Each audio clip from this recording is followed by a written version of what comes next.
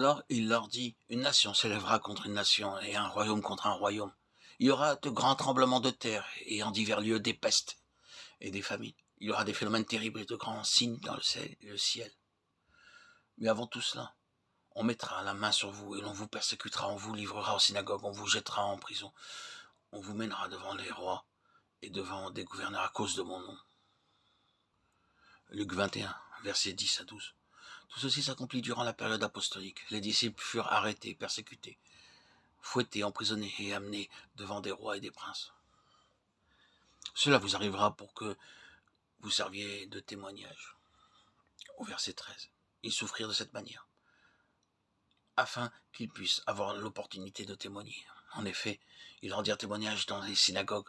Paul témoigna devant Félix et aussi devant ceux qui étaient à Rome.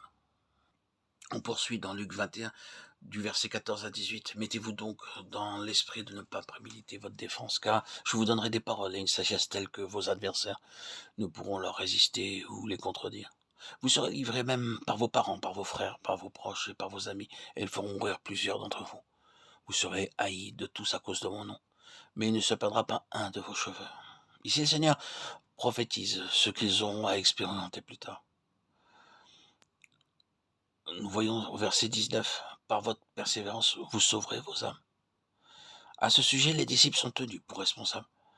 Lorsque toutes ces souffrances et persécutions viendront s'abattre sur eux, ils auront besoin de demeurer persévérants, et ainsi ils sauveront leur âme. Or, cette question de sauver notre âme signifie rien de moins que régner avec Christ et jouir de la gloire ensemble au retour de notre Seigneur. Car si sauver notre âme voudrait dire la même chose que d'avoir la vie éternelle, alors ce qui est dit ici dans le verset 19, « Par votre persévérance, vous sauverez vos âmes », serait totalement incompréhensible. En croyant, nous avons la vie éternelle et ainsi nous sommes sauvés.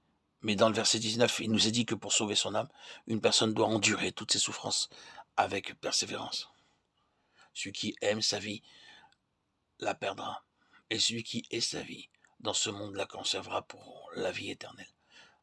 Jean 12, 25. Le Seigneur nous dit ici qu'on peut perdre son âme pour la seule raison que l'on aime sa propre âme. Que veut dire aimer notre âme? C'est satisfaire tous nos désirs et contenter toutes nos passions.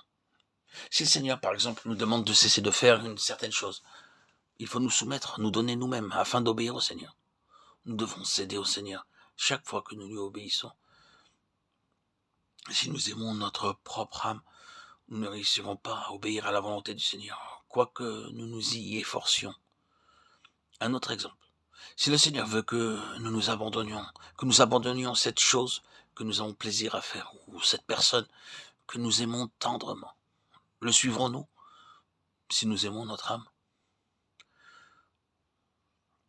Que de fois nous sommes empêtrés, soit avec une personne, soit avec une chose ou une affaire. Plusieurs sont entravés par les amis. Ils refusent que leur âme reste insatisfaite.